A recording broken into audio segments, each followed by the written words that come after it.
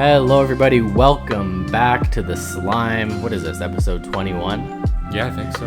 And we have talked about for a while now doing a review on the Dial of Destiny back when we started the podcast. And the movie's here now, and we've seen it. This is a historic moment. The prophecy has been fulfilled. Yeah, dude. Those of you there in the early days, there's Yeah, probably what was still that? it's probably still all the same people Episode now. 3? But yeah, That it's we really talked early about on. the trailer for this and everything. We have just a bit more people with us now, not too much, but just a bit. Thank you, more everybody, people with us now. for who are watching the podcast. But let's just dive right into it. We checked it out this past Monday, and in a new way. We saw it in Screen X, which essentially a bit of the side of the walls of the theater are extended for action sequences. And real quick, just because I'm putting off talking about this movie, what did you think of the The screen? Yeah. Okay. The whole movie wasn't in that expanded screen, No, it was not. and thank God. No, it did not need to be. Like when they're in a train coach, yeah, I don't need that. Okay, It it's was pretty a little tight space. Yeah, it was a little much to get used to at first, but I liked it more than I thought I would. It's a bit distracting. It was distracting.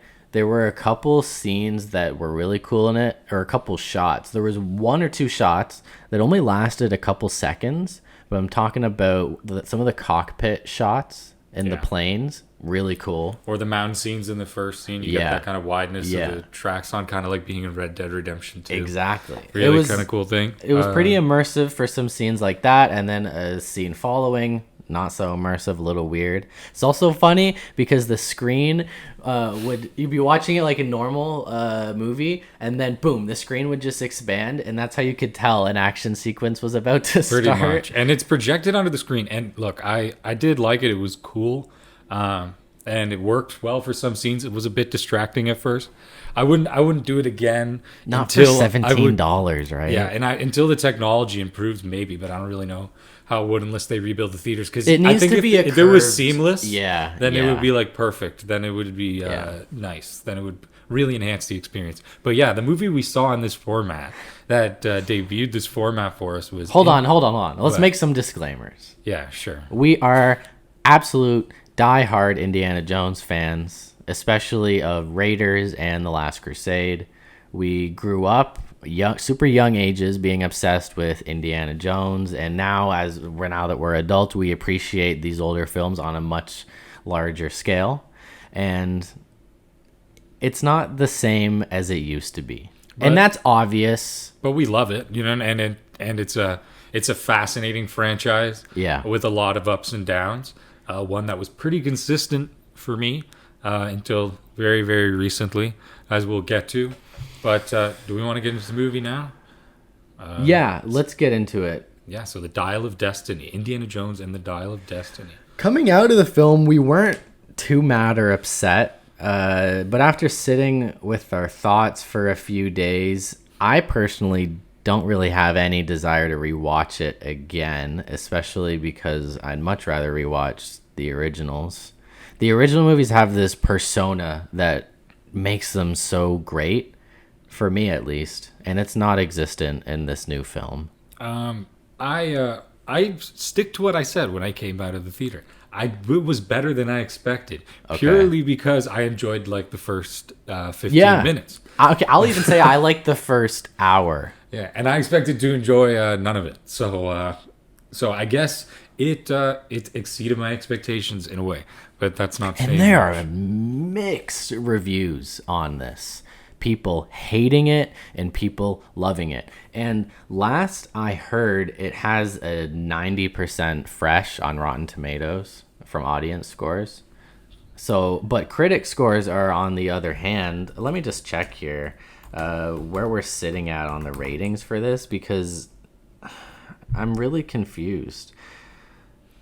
I've heard mostly bad in the circles that I've been looking at. So, But maybe that's my algorithm is. It has an 88 audience score. 88% of the audience like this, and critics is 68. That's high. That's higher than. I don't. That is I really disagree high. with that. I really disagree with that.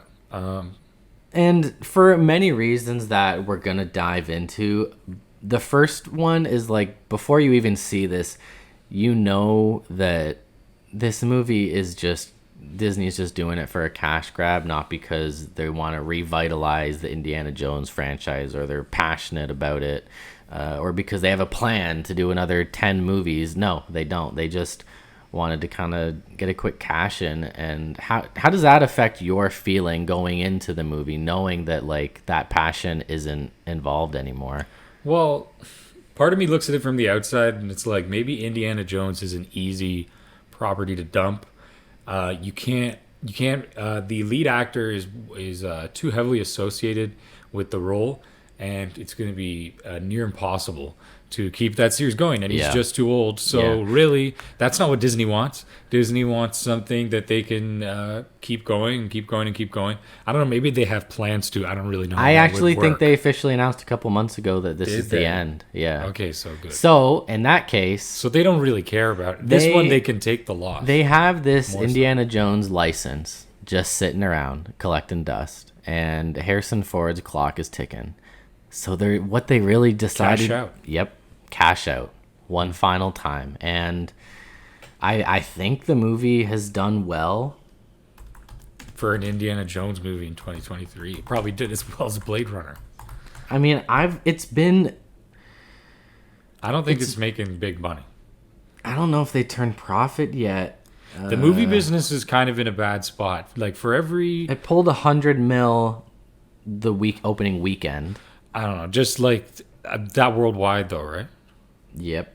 That's like not too high. I would say like for every Across the Spider-Verse, 140 global. Oh, I would say just that's not really a lot globally compared to what's considered a successful movie. It all depends the budget. Like there's some small budget horror films that don't gross more than 40 mil, and they're fantastic films and everyone loves them. But those ones when you have a huge movie like this, you're expected to make hundreds of millions. But those ones also grow following over time. I don't see a movie like this doing that in the same respect.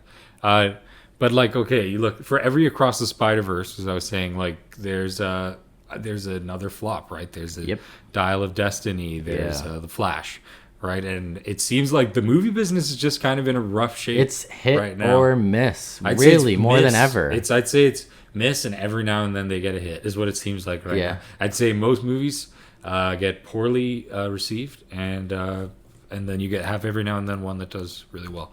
Anyway, we should get into the movie. Yeah, so I feel like it's a bit redundant, and it doesn't really serve any purpose to Indy's overall story.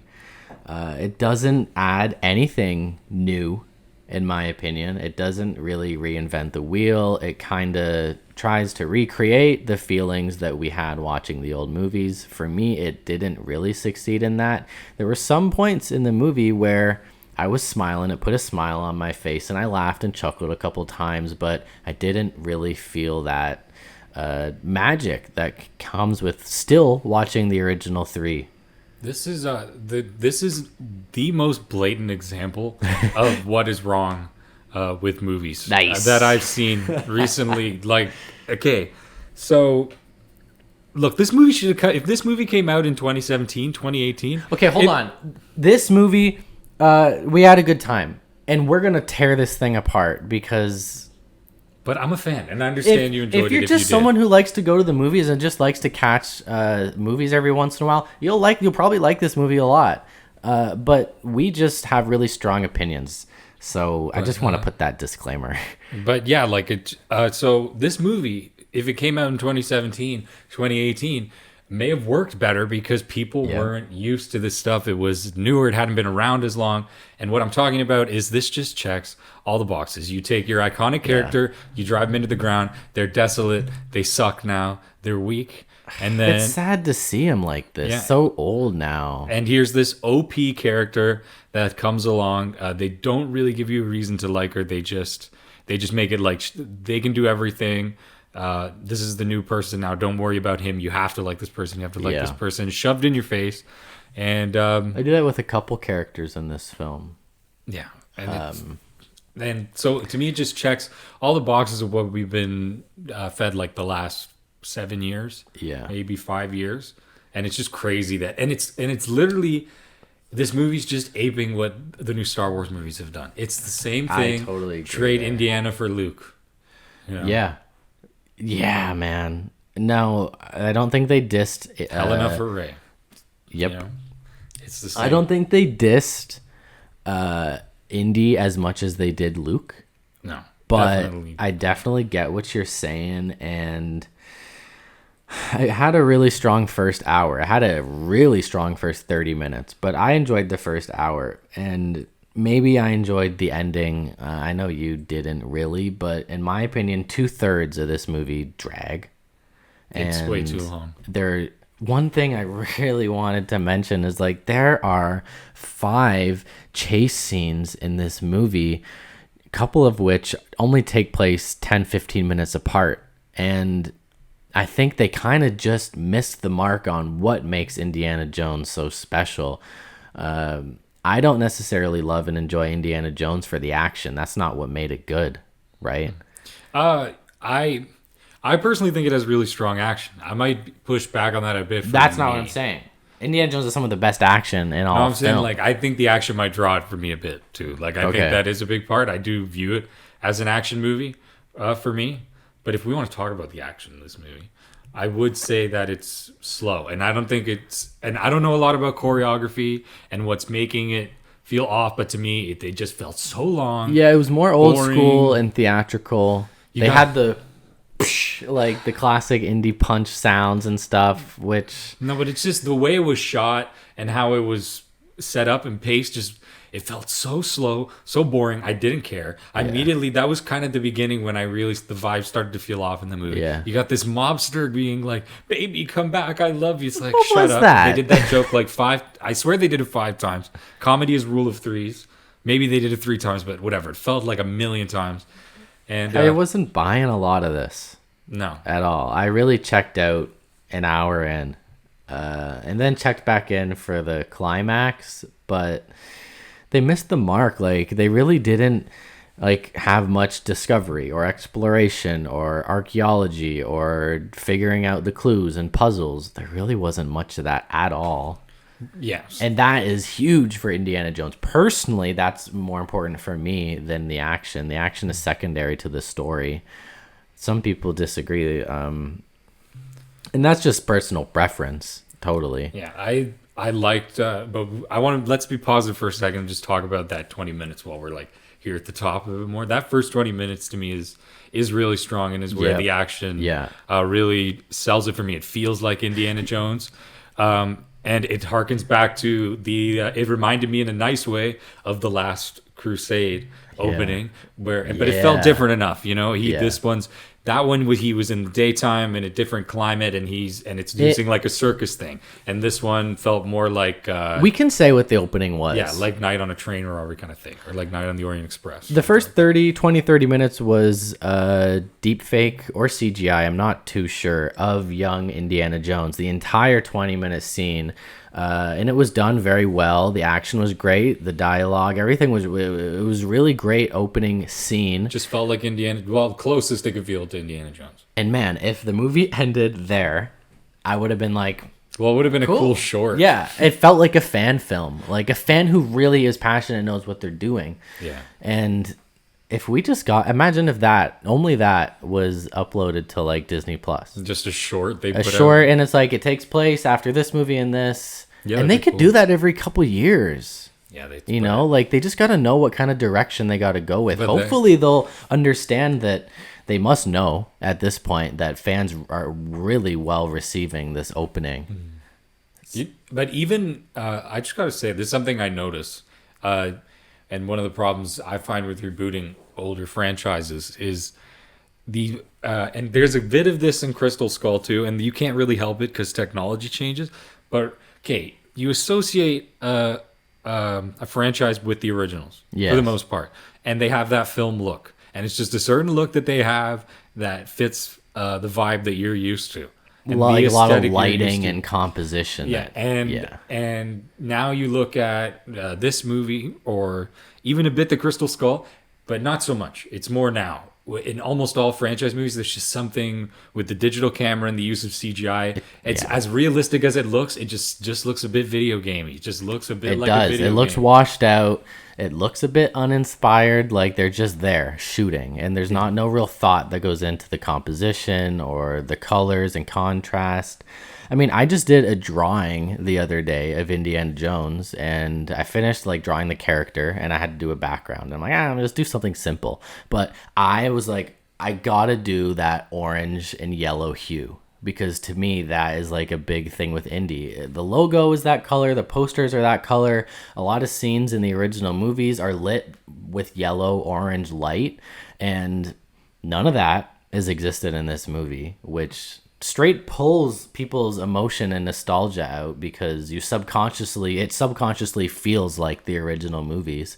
They didn't go for that at all. No, but but they did try to capitalize on nostalgia at the same time. Yeah, but it's probably quicker to make the movie digitally at the end of the day. Like, of course, they don't want to pay all this money for film, but yeah, it does. It plays on the nostalgia hard. It's just never gonna feel that way. Like, even that first strong 20 minutes, it's never gonna truly feel like that way, just because of the look. But that 20 minutes was strong. Yep, really enjoyed it. But yeah, they do try to capitalize on the nostalgia, but that's to be expected. Can we really get mad at that at this point? And it is actually fact. I saw this today that this movie was written by a committee existing of 5+ people, not just James Mangold alone. So there are a couple hands at play in the writing and direction of this movie, and that's always fantastic, right? You almost feel like in a perfect world, writers wouldn't listen to fans, but also wouldn't listen to the corporates either. Yeah. Then it's just like they're just going to make whatever they make. And that's when put it you out. get masterpieces. And as much as we all want to blame the companies, at the part of this is them trying so hard to give us what they want, and when you try to do that, it's going to be something bland. Yeah. And this is a perfect example of that. Like, even a committee that word with all the money used in the world, writing a script is just like a committee. Yeah. It's not a corporate, communications seminar or something like that. When you have 5+ people writing and directing a movie, it starts to feel like the movie was made by an AI. Like, if I were to tell an AI to write an Indiana Jones film, I feel like this is kind of what it'd spit out. Like, it's like takes all of the nostalgia and the tropes and things we know into a new story, and it tries to repeat things that the old movies did. And do you get what I'm saying? Well, I've been thinking about that, and it kind of freaks me out, because I'm like, are we imitating technology just subconsciously because we become so accustomed to it? Like, you just look at how people write and shoot movies, like you said. It just looks more stringent, more like a computer made it. You look how even videos are edited, I find. Yeah. And there's a lot of art and technique in that, and I respect it. But it just feels more like an AI edit in some of the videos you see posted. Even in music, they're reporting that now really young singers who wouldn't have listened to music pre-autotune, they sing almost like they have autotune. They try to sound like autotune. Really? Just like in the way they sing, in the style, and how they jump from note to note. And it's like, I wonder if this is a product of that too. Yeah, when you get so many people working on a product, but also just, it freaks me out. It's like, are we aping technology to the point where we're becoming very rigid? Yeah, like when I watch Raiders, I'm like, this is a Spielberg film through and through, and George Lucas. Like, if like 2 people at max were at the helm of this movie, they shared a vision and they knew what they wanted to do, and they had great chemistry together to make a great film. And nowadays, like, it's just a selling point. Writers and directors, like, oh, James Mangold, the guy who made Logan, is making the new Indiana Jones movie. Get excited. Yeah. It's like having a lead actor in a film now, having a great writer or director. It just feels like they're just blathering on for like. They advertise that it's written by James Mangold, but it's by a committee. It's only partly written. Like, I bet the original screenplay for this was fantastic. I bet the original idea and concept of this was fantastic. I wonder how he feels about it. If he was, if you could get him, like, saying the. We'll probably hear in a couple months or weeks coming up that they didn't stay true to his vision, and Disney had him in a corner, maybe. I don't. I mean, what are you gonna do? That's the only way to get a big budget movie like that now. Now, what makes the original movies special to you? I mean, look, we'll be honest. If I want to be objective here, partly because I saw them first. Yeah. But I just think there's a more definable style, and we were talking about it just before we were recording. I'm really starting to change my mentality and I'm starting to come to the conclusion that I just shouldn't be hard on these franchises anymore. No, and we knew what we were getting into. I really shouldn't expect much. I knew what I was getting into. I knew what this movie was going to be like, and for the most part, that was confirmed true when I saw it. And my more issue is now that just feels like that's all there is. And I was saying to you though, like part of my faith in franchises being rebooted, the problem with it is I just feel like once the person who created it initially isn't heading the project, it's never going to feel like how it felt before. It's just never going to capture that same energy, and is really always going to pale in comparison. And especially once you get to the point where it's removed from the original creator and is now on a committee from a corporation, well, it's really not going to feel like Indiana Jones. I can't believe that. It sounds so nasty coming out of your mouth. And Kingdom of the Crystal Skull, despite its flaws, it's still, to me, it still feels like a piece of art that somebody cared about and was passionate about. George Lucas is still attached to that movie. It still feels like Indiana Jones to me. I don't even think it's that bad. But the our last episode, we praised it for an hour and didn't realize it. But this just feels like the focus group movie. Yeah, it does.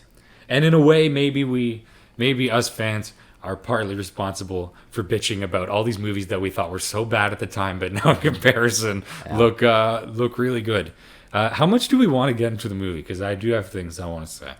And I feel anybody who's seen it, who wants to see this movie, has seen it now, because we went on a holiday and there weren't too many people in that theater. Every group of people that were in our theater, no more 2 people per party, and they were all over 60 at least. Like that just which was fun for us, because like I'm sitting there in the theater like, oh, all these old people probably saw the original movies in the theater, so exactly. I kind of felt like in a cool place, but it is Indiana Jones. We always knew that. I mean, we were the rare exception to anybody else we knew who liked it.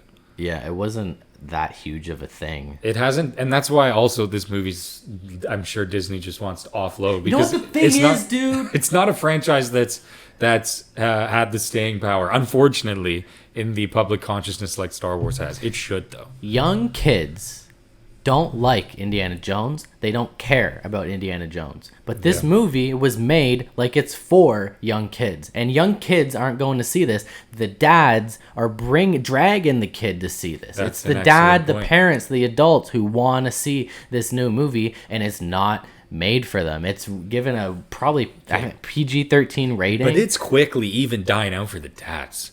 Man, even like the first movie came out in 1981. That's over 40 years ago. So anybody who's old enough to even remember seeing that has got to be at least like 47. Yeah. No one past our parents' age group at all. Yeah. So and our parents are in their 50s. Yeah. So they're probably the last age group of people that saw the original movies in the theater and are still going back, apart from the older elderly people that were in our theater and whatnot. And there probably is 34-year-olds taking their kids to see Indiana Jones. I'm sure there's quite a bit, but not to the degree that Star Wars gets or the Marvel movies get. It's just not, for some reason, Indiana Jones just never was able to grab on like that. But I wanted to get into one of my problems with the movie, and I was thinking back to the other movies, and I'm like, the villains in the other movies are good, but I wouldn't say they're what particularly stands out. Like Belloc in Raiders is good, but I wouldn't say he's like, one of my favorite characters of all time. A lot of the characters in a lot of the villains in Indiana Jones play a part in the background. Yeah. Like you didn't necessarily get many scenes in the older films with just the villain alone. You usually only really met the villain in the Indiana Jones films when one of the main protagonists met the villain. And in this movie, it was just weird. The villain appeared all the time. The villain had so much screen time, and maybe that's because it was Mads Mikkelsen. Yeah, it was just a weak villain, though. Really high budget actor. But he can only do so much with the script he's given. He's a great actor. People say that all the time. When a fantastic actor is in a bad movie, they're like, oh, he did the best he could. I'm like, I'm not discounting him at all, but people give excuses a lot. You know why I think it's a fair excuse? Yeah. Actors are not what makes or breaks a movie. Never. I don't think actors are the most replaceable thing in a lot of cases. Yeah. Actually, no. You know what? This might be used against me. I just feel like sometimes, or a good chunk of, not even. You know what? A good amount of times, I think you can switch out actors, and I think people would still go see the movie in a lot of cases. And I mean it more so for nowadays. I think because it's really not an actor-based movie market anymore. It really does. I forgot he was in this. But then again, a lot of the Indiana Jones villains were never really the high point of the film. Like, Indy is the selling point. But he's particularly just not well written. He just shows up whenever it's convenient for the plot. Yeah, that was weird. So he shows up so the scene can go according to the script. That's what it feels like. Not a lot of explanation. Like when he first runs into them, like right when they first, I don't even remember the first city they go to because this movie was just so forgettable. But yeah, I think I think he just shows up in New York City after the first scene, and there's like no explanation of what happened to him after he fell off the train, got hit in the head. That's why there was also way too much introduction for this character. He was in the opening scene, and then there was another huge scene in New York where he just had a huge scene, and it just felt like out of place for me. Being real nitpicky here, but what about Phoebe Waller-Bridges? Bridges? I think I spelled it wrong. What do you think about her character, the female protagonist in this film, Indiana's goddaughter? As Helena Shaw, not a character I enjoy. Like I said, this is the typical trope we're used to seeing now, where new character who's supposed to take over the franchise. I don't know why this franchise isn't continuing, but for some reason they still did it like they're continuing it. Yeah. And just comes in and is overpowered, knows everything, and just has to make the old one look like an idiot. And look, man, has to be cocky too, which is just not so unlikable in the character. A big part of her character was that she was in this for the money the whole time. The adventure they go on, she's just in it for the money. She's not likable. Yeah. And I'm like, it's so predictable because they're saying she's in it for the money. She's saying she's in it for the money. And then guess what? In the end, she wasn't in it for the money. And I'm like, I knew that was going to happen from the second that she said that she's in it for the money. Yeah, and she's just... It's predictable. And it's not a likable character. Like, she ditches him when they first get... So rude. She was rude, man. And it's like, why do you have to... I'm like, why would you leave him like that? It really bothered me. I thought it would be worse, but also to go along with her character feeling out of place, they gave us a new discount short round. Yeah. Which was just... What? You tell me. What I'm like, how... I'm literally at a loss for words at how they shove in another 10-year-old kid in the play. He even dressed like Short Round too. I don't understand how you could do that and think you're clever. I don't. That's a very blatant attempt at nostalgia. I just wanted to say more with Helena Shaw too, right? Like, at least Ray was respectful. At least Ray was respectful. You know, this Indiana Jones version of Ray is very... her character very sarcastic. In this movie was straight up evil. Yeah, like she had bad intentions almost the entire film. Like Indiana Jones, it's like you almost think... it's cute. Oh, it belongs in a museum. Oh, that's so sweet. That's so cute. Yeah, he's so naive. Yeah. Belongs in a museum, right? But she's just like, no, I want to make money. And I'm like, yeah, that's what I want to if you really want to get down to it, like, her character, and whoever's idea it was, were making fun of Indiana Jones for wanting things to be in the museum. Like, he'd be like, it belongs in a museum. And she'd be like, I'm like, no, like... She was like frowning and laughing at the fact that he wanted it in the museum. And I'm like...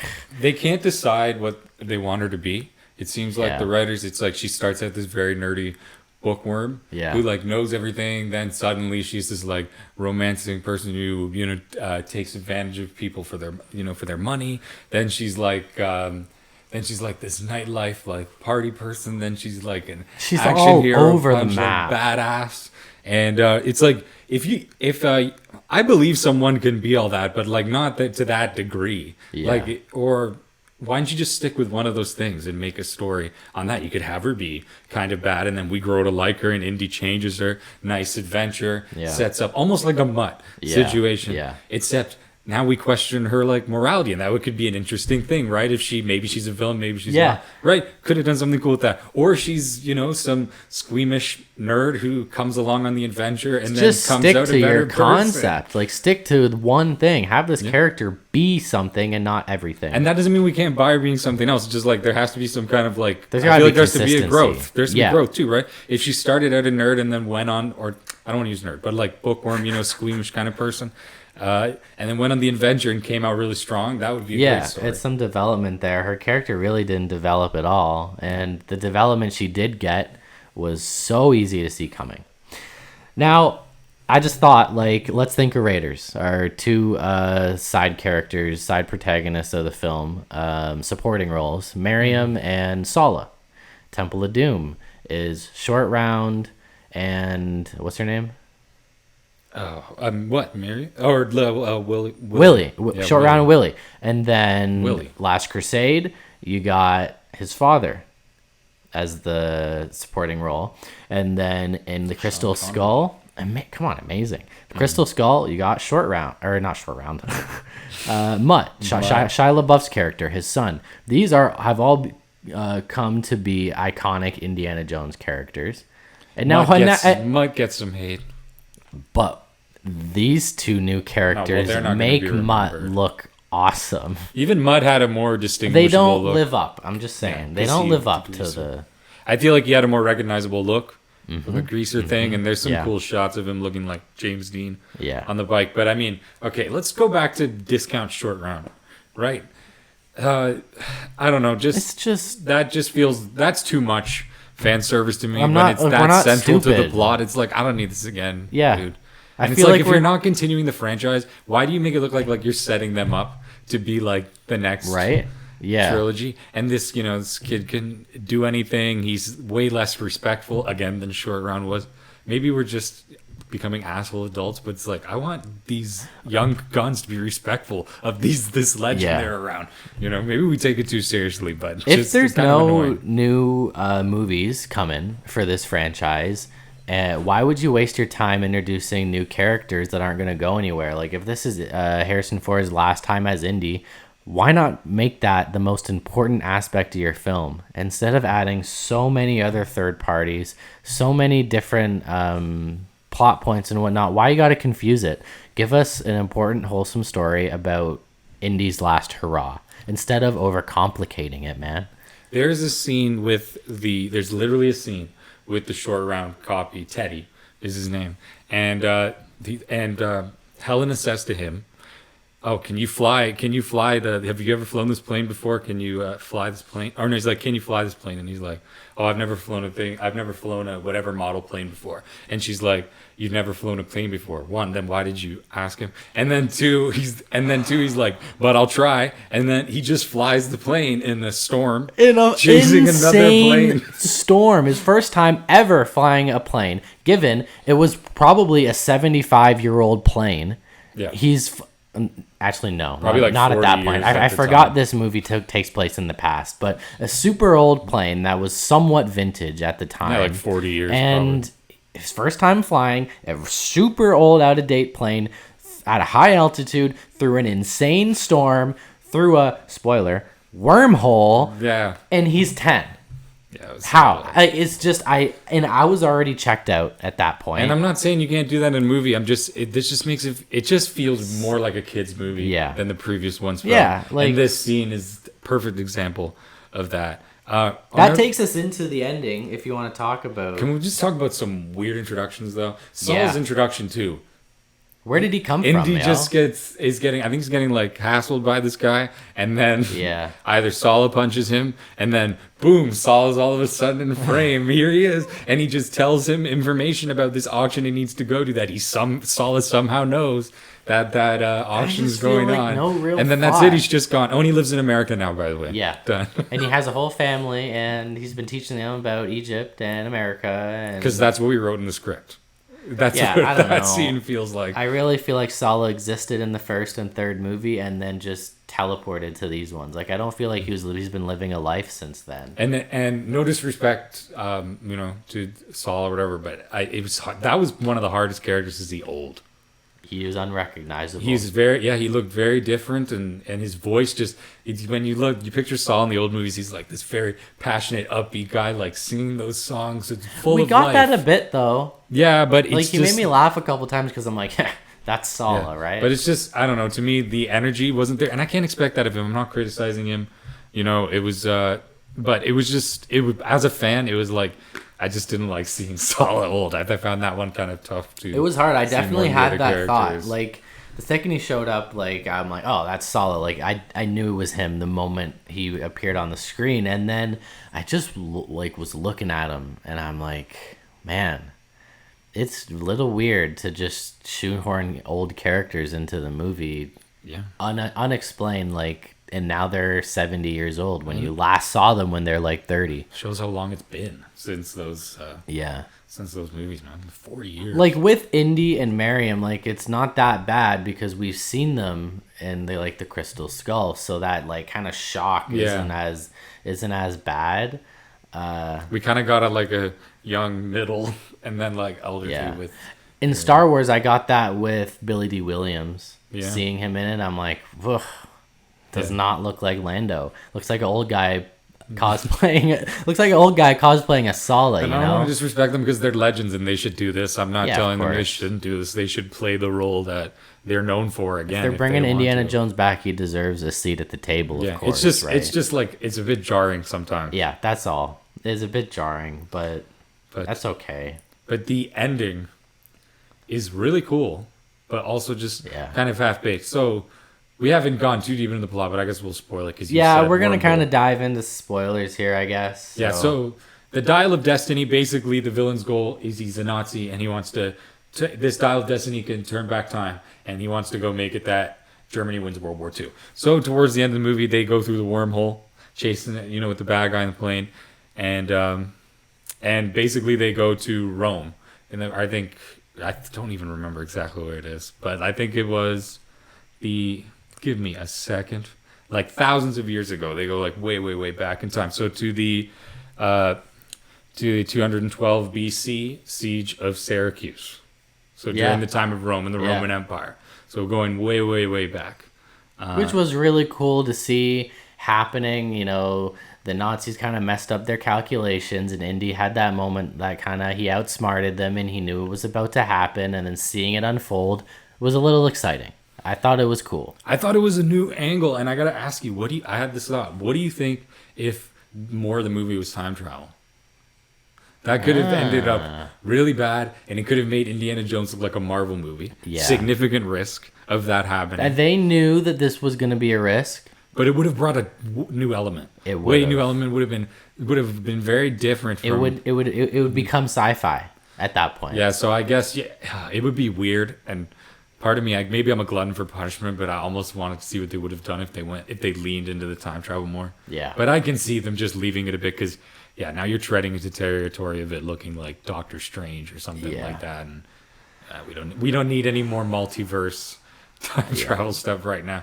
Wow, isn't that crazy? Are they not following a trend? Isn't the Indiana Jones movie in 2023 has time travel, dude? People have lame attention spans, and movies are so big and grand now, especially the hero flicks and whatnot. People really want that exciting element of multiversal or time travel, and that's what gets people going now. Do you think they just really wanted to cash in on the that? Trends, man. Yeah, that just I would not be surprised. That just feels like if that was the reason, 2023 plot line, and it's just. Marvel's doing time travel now, so now it's like, oh, it's shocker. The new Indiana Jones movie's got a time travel. I think just came to me the only franchise that hasn't done time travel, surprisingly, is Star Wars. Yeah, time travel doesn't exist in Star Wars, I don't think, at least in the canon. No, maybe they could do a joke one, and they come to our time and are like, God, this is horrible. I don't know. Or they come to New York City, the people from Coruscant, and they just think it's like a small town. Yeah. And I'll be like, oh, this is so much nature around. I don't know, just some fun comparison to our world. But no, that'd be dumb.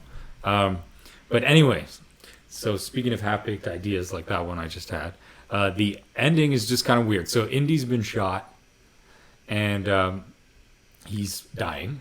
I was actually kind of okay with, and I was like buckling in for this to happen. Like I thought Indy was gonna die in ancient, was it Greece? It's Rome, ancient Rome. But the Romans were invading.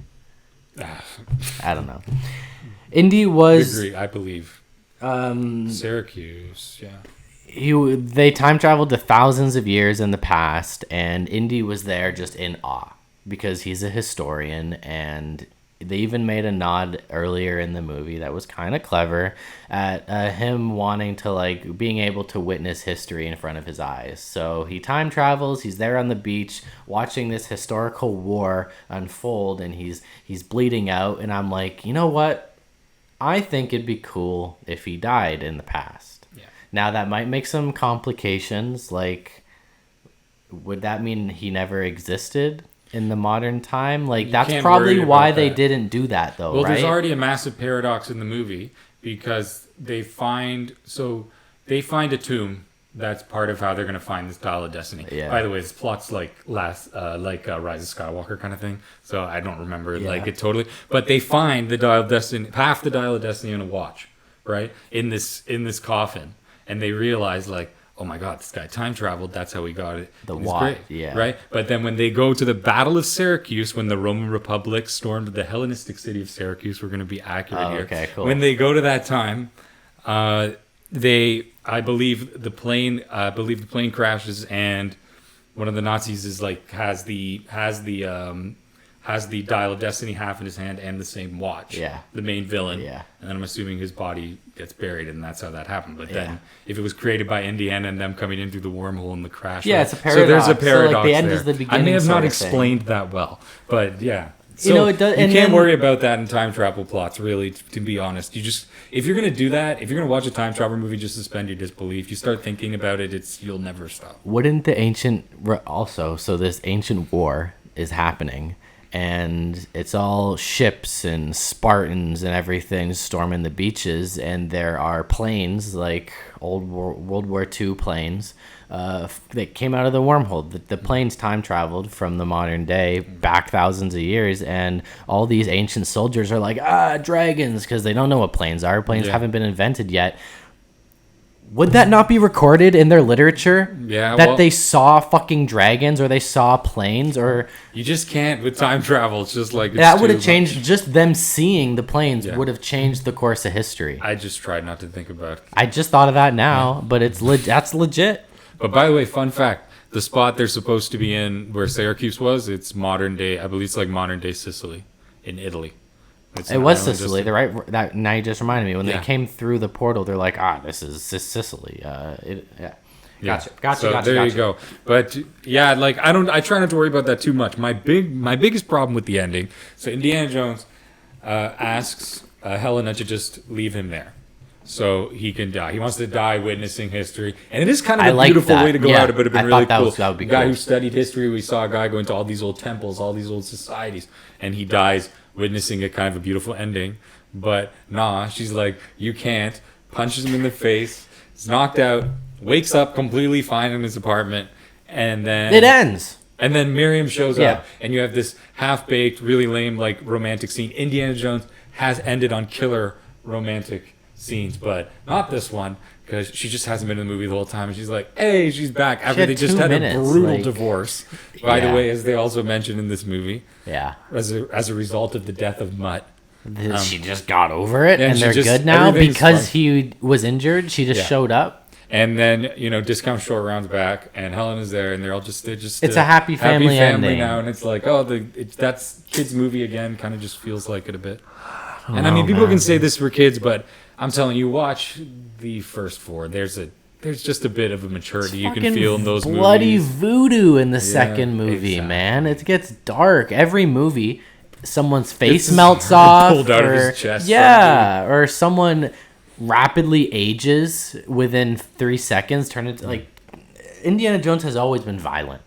A lot more references to sex, even. Like, they were subtle, but they would be there. There were for sure. I think the very last shot of the movie had a sex implication. Yeah, exactly. Okay, but I'm just saying, why does this feel like for kids? Yeah, hold on. Let me just tell this to the viewers, because we're in spoiler territory. So yeah. The ending of the movie, the whole plot is concluded. Indy and Miriam are reunited in their apartment. They start kissing. They start kissing passionately.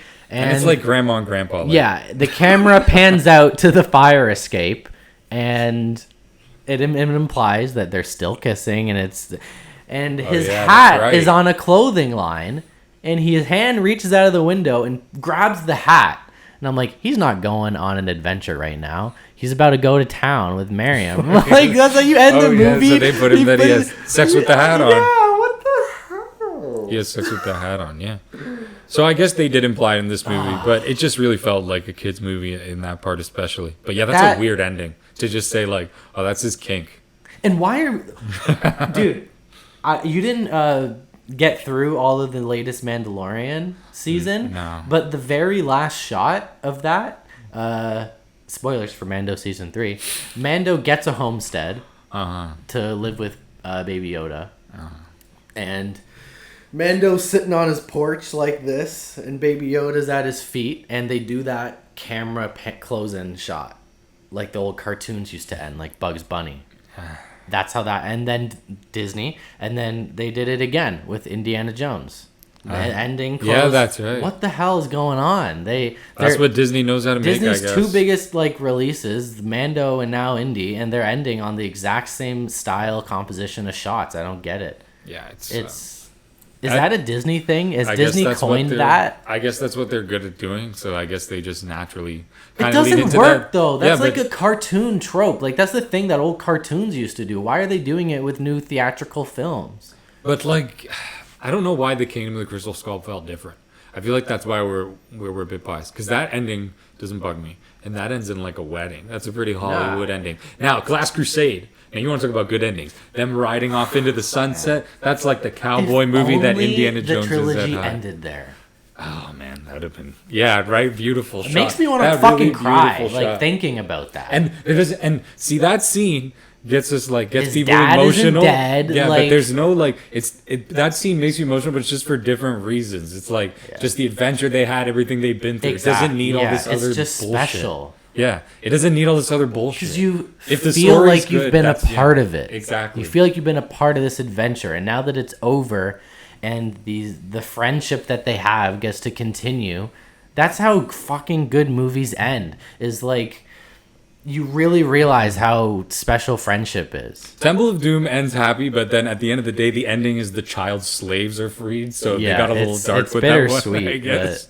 But and then Raiders ended with back when Harrison Ford was young and it was cool, good romantic kiss scene and the nice fanfare, Yeah. So I guess there have been happy endings, but this one just felt just a bit much, just a bit overly sappy, It was weird. It was cartoonish, kind of childish, but not in a weird way. Like the old indie movies, they didn't make the old movies to appeal to the masses. Well, it's just, this is more, it's a profit thing. It's like we can make a lot of money remaking this old franchise. I'm sure the people who make the movies, who are actually involved in the creation, are passionate about it. I don't deny that. Want to do a great job. I think they're held back by a lot of corporate interference. Would be my guess. I don't know. That's just what it seems like. It sucks because I feel like the old movies, they could have done, and they did do whatever they wanted. Yeah. And now just knowing that they can't do that with this new movie because it's Disney and they need to stick to a certain rating, so they can't do whatever they want. It just, you feel that limitation. But, what is it though? Because look, if you read stories about the old movie business, they were those same money hungry dudes. And then you're going way back in entertainment, especially people associated with the mob, like some hardcore people, right? And not so much in the movie industry, but anyway. So there were suits back then, but I don't know if it was people fought back more then because they had more power, because the business wasn't so consolidated into conglomerates, or if it's just back then it was run by really old dudes who from the 20s and the 30s who didn't know anything about young culture and just said, let's try it and see if it makes money. And they just put it out.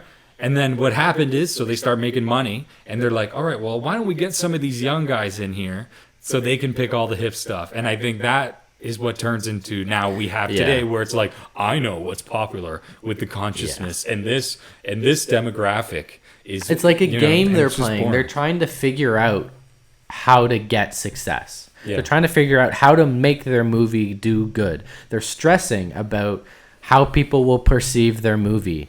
And great movies, they're not concerned about any of that at all. They just make what they want to make without any interference. And that's how you get true, unaltered visions in movies that... And it seems like those old guys who only cared about money too were better at running it. That's why they just said, like, fuck it. Yeah. Here, take the money, just follow my rules though. Yeah. And if I tell you to change something, you have to.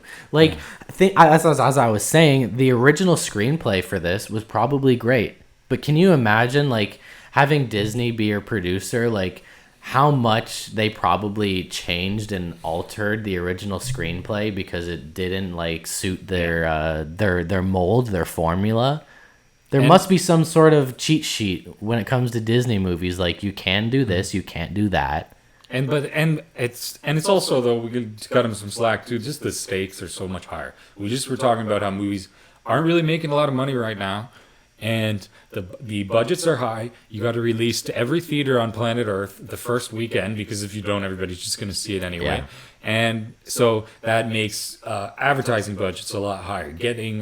Thank God it's still not like film, because it would be even more expensive sending that over there. Yep. But like, the advertising budgets get higher, and now you really need to make things that are geared to the theater experience. You can't make a low budget movie because people are just like, that's not worth it to sit in the theater for. Yeah. So you got to make this roller coaster ride of a movie, so that in turn makes the budgets higher. And now you have this kind of thing where it costs so much money to make a high budget movie that you can't really afford to take a risk. You got to guarantee that this makes money, because you can make $140 million?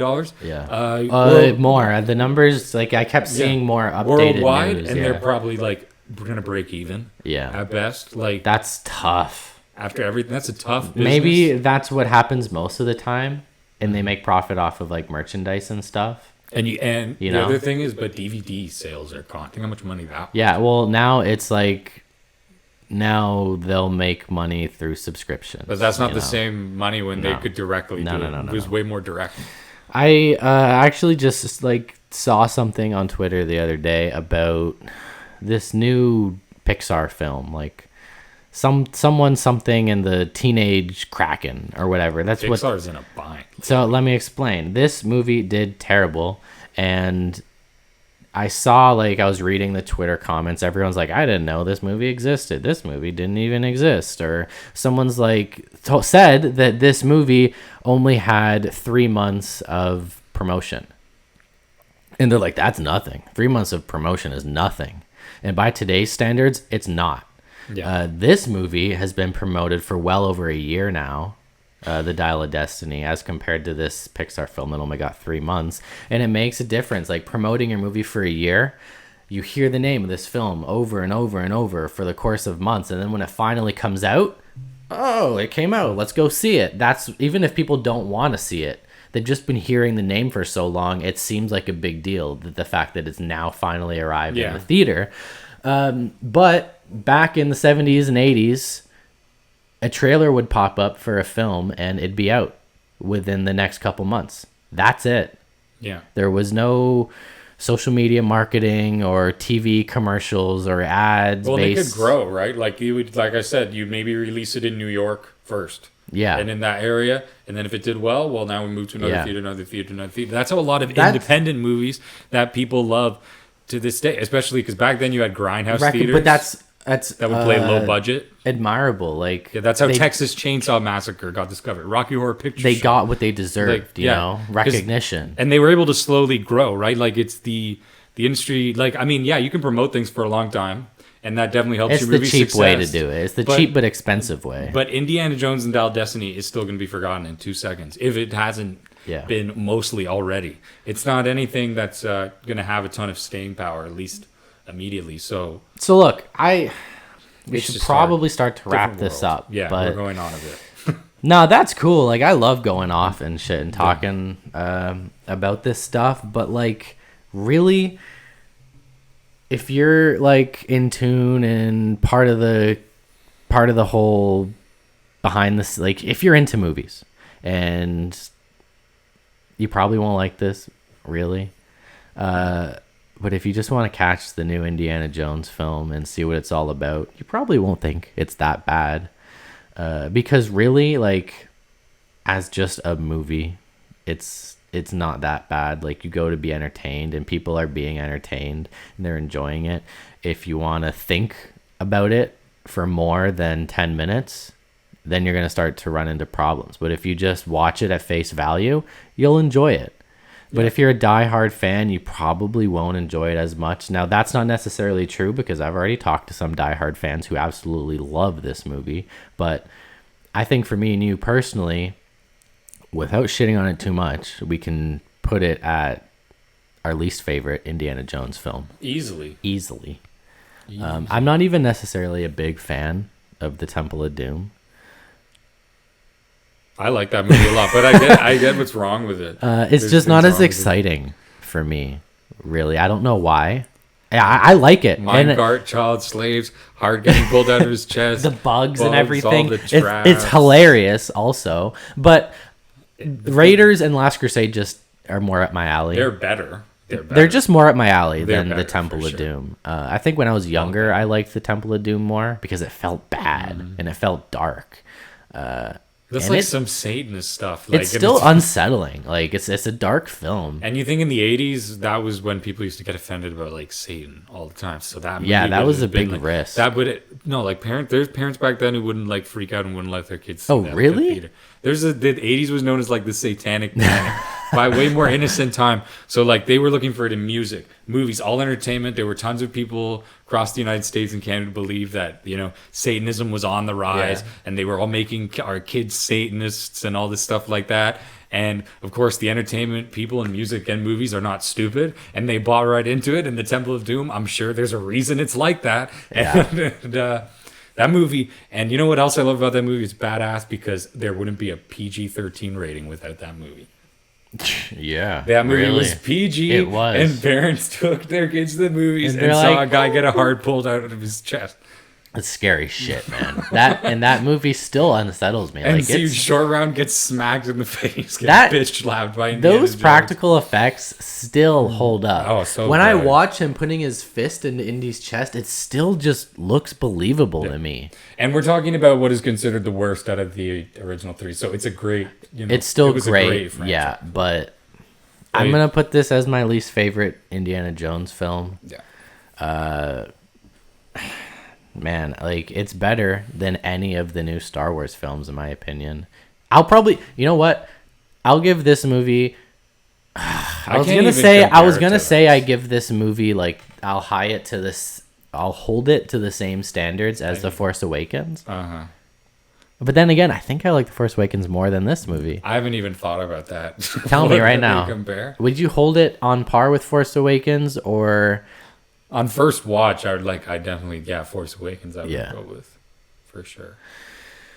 The thing is, like, I want to rewatch this new film to really, like, sink my teeth into why I don't enjoy it that much, but I don't want to. I'm just gonna wait. I don't feel like watching it again. You think you're gonna watch it when it comes on the streaming? Maybe. I'm gonna watch that first 20 minutes again. I'll probably watch it if I were. I'm thinking of when it comes on streaming, just watching the whole series through because I haven't done that in a long time. You could probably expect it to be on streaming by September or October, man. Yeah, but it's just gonna be hard for me to look at this even as, like, canon in the same way the other ones are. Even on another sidetrack, like, I was talking to a family member. I'm like, "You gonna go see the new Indiana Jones film?" And they're like, "I'll probably just wait till it goes to streaming." That has become a household saying now. Yeah. When people see trailers for movies, their very, very first thought is, will I go see this or will I wait 3 months? And Disney actually made a statement about this saying they've actually shot themselves in the foot because they know, families know and expect that they can wait 3 months extra to see a film. And if you see a trailer for a movie now and it says it's coming out in September and you mentally already know to wait till December, it's no problem, right? And Disney's doing that. They release a movie in the theaters and then people can go watch it 3 months later. People are expecting that. They know it'll be coming, and Disney makes less money that way. A lot less money. And you know what they've turned? They can't go back on their word now. They've turned movies into content. Yep. Right. Like, and when you get into the online world, there's a lot of great things about it, but one of the drawbacks is everything kind of becomes content, and is devalued, and kind of too late to turn back now. But in a lot of ways, movies are still beloved, but in a certain sense, they're devalued because I feel like now they're just competing with the sea of content that's on everything else, right? Yeah. And that's what they've shot themselves in the foot. Now they basically are losing the one thing that separates them from just the sea of content that's free and easy for us to access all the time anyway. And the thing with the world of Hollywood and theater and everything, Indiana Jones, this movie will be forgotten come this week. We're recording this Wednesday. By the time we can catch views. Yeah, exactly. Yeah, right. Yeah. By the time this episode comes out, Oppenheimer and Barbie are opening the same night. I could see both. Both some of the highly anticipated movies of the year. This Indiana Jones film will be left in the dust. Let's hope Oppenheimer grosses the most. We want to talk about Oppenheimer? Yeah, we'll do it when it comes out. And then we'll talk about like biopics. Wouldn't it be great if that movie made $1 billion? Yeah, right. You know what? That might be a curse because then they'll biopics. More and more biopics. That's an upcoming topic we've been wanting to discuss is biopics. I don't think it's quite overblown for me yet. I'll say that, but we should leave it at that. So we're consistently getting 1 to 2 biopics a year now. Yeah, it's not too much yet. It hasn't been long enough yet. But we're already saying that it's gonna happen. Well, yeah, it's going to happen. But and we know that before it even starts to become a pattern now. But that's because we're cynical adults. Do you think anyone had that thought back when Bohemian came out? Like, do you think people were like, biopics are becoming a... For sure. Be just like there were people in 2008 who saw who saw what Marvel was going to become. They knew it was coming. Right? But we were just lucky to be children and could just go and enjoy the movie, and didn't think what it was going to be like in 10 years. Now we're older and cynical and are like, what is this going to lead to? What are the consequences of this kind of movie doing well? Anyway. But, the Dial of Destiny really revitalized my Indiana Jones passion. I've been rewatching the other movies. I picked up the pencil, started drawing Indiana Jones again. Like, it's just made me appreciate the older films, even though I really didn't enjoy this new one that much. Yeah, I watched Raiders 2 days ago. It's great. It's just awesome.